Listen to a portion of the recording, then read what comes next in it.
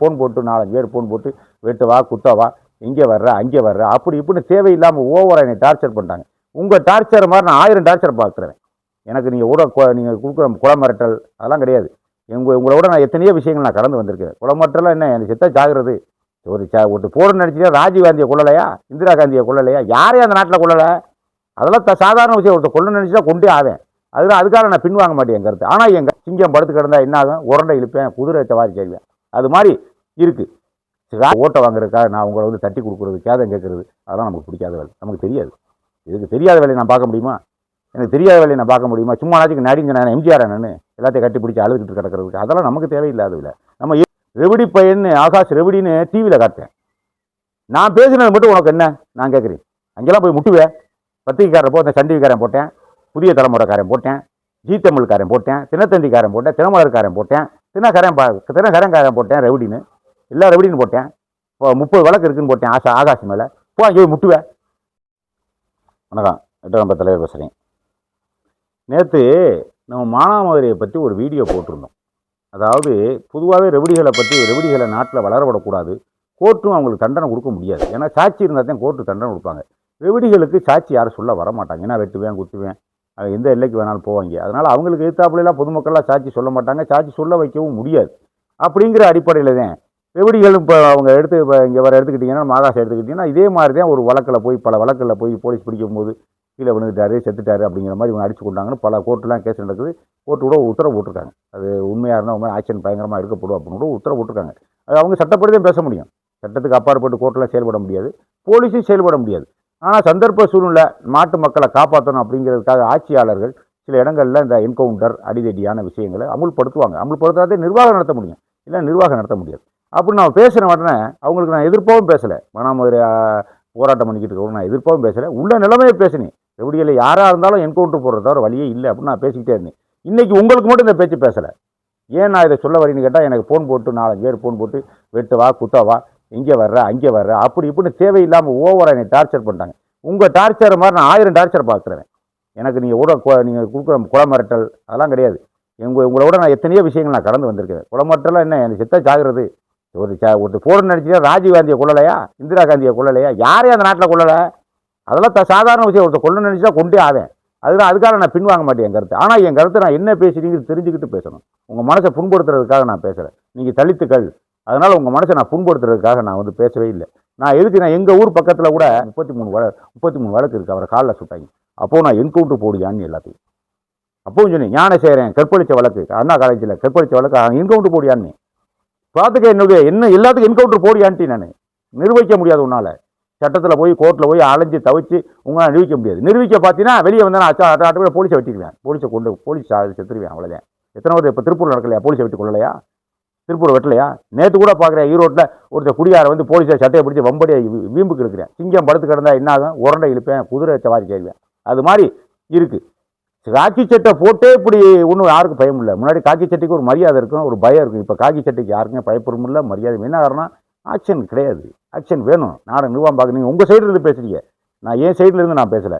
நான் பொதுவாக ஆட்சியாளரில் இறந்துருந்து நான் பேசிக்கிட்டு இருக்கேன். நிர்வாகம் நடத்த முடியும்னா சில அதிரடியான நடவடிக்கைகள் எடுத்தாத்தே முடியும். அதுக்காக அதில் நீங்கள் பாதிக்கப்பட்டீங்கன்னா நம்ம ஒன்றும் செய்ய முடியாது. பாதிக்கப்பட்டால் நம்ம ஒன்றும் செய்ய முடியாது. பாதிக்கப்பட்டால் பாதிக்கப்பட்டது. இதில் வழியே கிடையாது. இதில் சமரசம் பூசி முழுகிறது, உங்கள் ஓட்டை வாங்குறதுக்காக நான் உங்களை வந்து தட்டி கொடுக்குறது, கேதம் கேட்குறது அதெல்லாம் நமக்கு பிடிக்காத வேலை. நமக்கு தெரியாது. இதுக்கு தெரியாத வேலையை நான் பார்க்க முடியுமா? எனக்கு தெரியாத வேலையை நான் பார்க்க முடியுமா? சும்மா நாளைக்கு நடிங்க நான் எம்ஜிஆர் நான் எல்லாத்தையும் கட்டி பிடிச்சி அழுதுகிட்டு கிடக்கிறதுக்கு அதெல்லாம் நமக்கு தேவையில்லாத இல்லை. நம்ம எது உண்மையோ எது சரியா அதைத்தான் பேச முடியும். யாரே சொல்லியிருக்கீங்க, எத்தனை பேர் எனக்கு யாரா ரெவடி, அத்தனை பேர் ரெவடி எல்லா ரெவடியும் போடுன்றீங்க. மானாம உங்கள் மயனை மட்டும் நான் சொல்லலை, உங்கள் பிள்ளையை மட்டும் நான் சொல்லலை. ஏன்னா அவனை முகத்தை கூட நான் பார்த்ததில்லை, பாவம். சும்மா நானாக ஒன்று சொல்லக்கூடாது. அங்கே என்ன நடந்துச்சுன்னே எனக்கு தெரியாது. பத்திரிக்கையில் போட்டேன், ரெவடின்னு பத்திரிக்கையில் எழுதுறேன். ரெவடி பையன்னு ஆகாஷ் ரெவடின்னு டிவியில் காட்டுறேன். நான் பேசினது மட்டும் உனக்கு என்ன நான் கேட்குறேன். அங்கெல்லாம் போய் முட்டுவேன். பத்திரிக்கைக்காரன் போட்டேன், சண்டிகைக்காரன் போட்டேன், புதிய தலைமுறைக்காரன் போட்டேன், ஜி தமிழ்காரன் போட்டேன், தினத்தந்திக்காரன் போட்டேன், தினமலர்காரன் போட்டேன், தினகரன்காரன் போட்டேன், ரெவடின்னு எல்லா ரெவடின்னு போட்டேன். இப்போ 30 போட்டேன் ஆகாஷ் மேலே. போ அங்கே போய் முட்டுவேன்.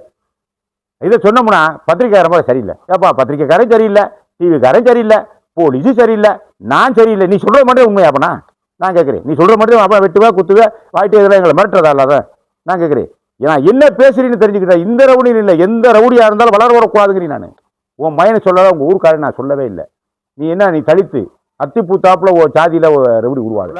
வாசலுக்கு 2 ரவுடி இருப்பேன், அவனே போடுன்றி. நான் பாரபட்சமாக பேசலை, போடுன்றி. யாரையா இருந்தாலும் போடு, வேணாம், நாடு அழிஞ்சு போகும். அமைதியாக இருக்கிற நாட்டில் கபடி விளையாண்டு போயிடுவாங்க. விளையாட்டு காரியம் கிடையாது, சுதந்திரப்பட்டு இப்போதான் நாடு உசு அசிரிக்கிட்டு வருது. இந்த ஜனநாயகங்கிற பேரில் கபடி விளையாண்டு போயிடுவாங்க, ஏழை இல்லையெல்லாம் அழிச்சு விட்டு போயிடுவாங்க. இதுக்கு நம்ம ஒத்துக்கிற முடியாது. இதில் பாதிக்கப்படக்கூடாது.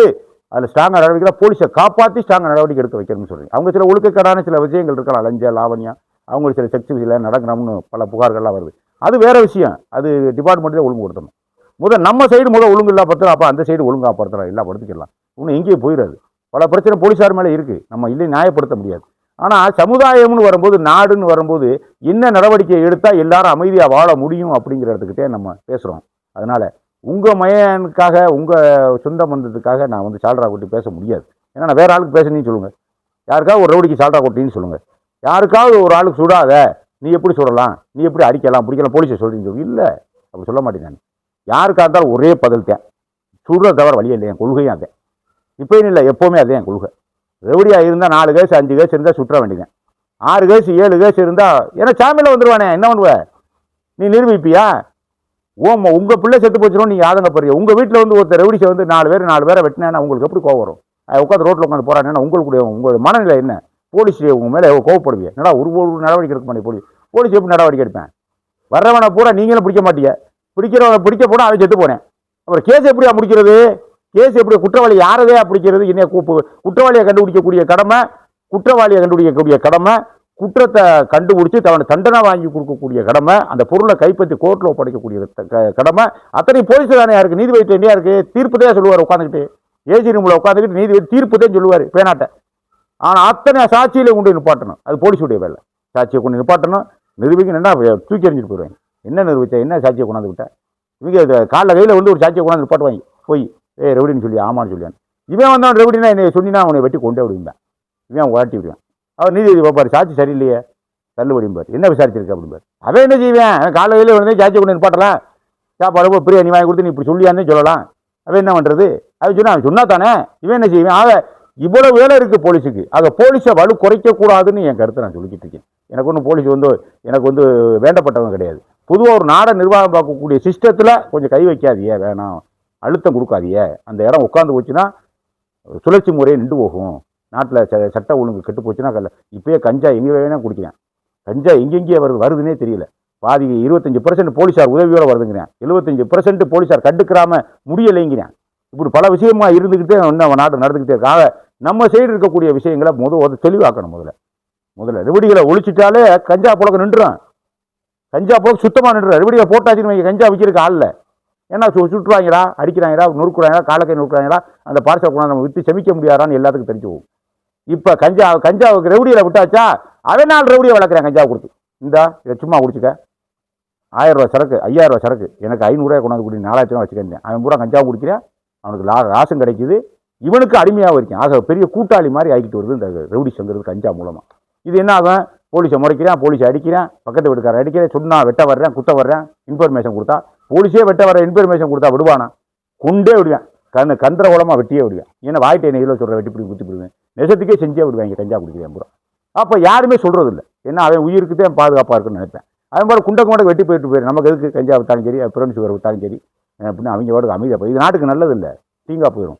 அடுத்தவனுக்கு நடந்துக்கிட்டு இருக்கும்போது உனக்கு இதனுடைய வீரியம் தெரியாது. உன் வீட்டுக்குள்ளே நடந்தாத்தேன் ஒரு பிள்ளை 17 வயசுக்கார பையன் கஞ்சா குடிச்சு நாசமாக உன்னத்துக்குமே லாயக்கப்பட மாட்டேன்னு வரும்பொழுதுதான் உனக்கு கோவம் வரும் எல்லார் மேலேயும். அந்த கோவம் இப்போயே தொடக்கத்திலே நான் சொல்கிறேன், அது வரக்கூடாதுங்கிறேன். சட்டப்படி நடவடிக்கை எடுன்னு சொல்கிறேன். கஞ்சா புலம்பருக்கு என்ன காரணம்? ரெவடிகள் தான் காரணம். ரெவடிகளை போட்டாச்சுன்னா கஞ்சா ரெண்டு போகும். ஏன்னா அவனே தைரியமாக வைக்கிறேன், பக்கத்து வீட்டுக்காரன் சொல்ல மாட்டேங்கிறேன், பக்கத்து தெருக்காரன் சொல்ல மாட்டேங்கிறேன், அந்த ஊருக்காரன் சொல்ல மாட்டேங்கிறேன், சொல்லி கொடுத்தா உயிர் வெட்டுறேன் குத்துறேன். இந்த நிலைமை இருக்கக்கூடாதுன்னு நான் சொல்கிறேன். பாரபட்சம் இல்லை, உன் ஜாதி எந்த ஜாதியா இந்த மதமாக அதெல்லாம் எனக்கு தேவையே கிடையாது. நான் நாட்டுடைய நிர்வாகத்தை பற்றி நான் பேசிக்கிட்டு இருக்கேன். அதுக்காக நான் என் பேச்சு உனக்கு வருத்தப்படுத்தினா நான் ஒன்றும் செய்ய முடியாது.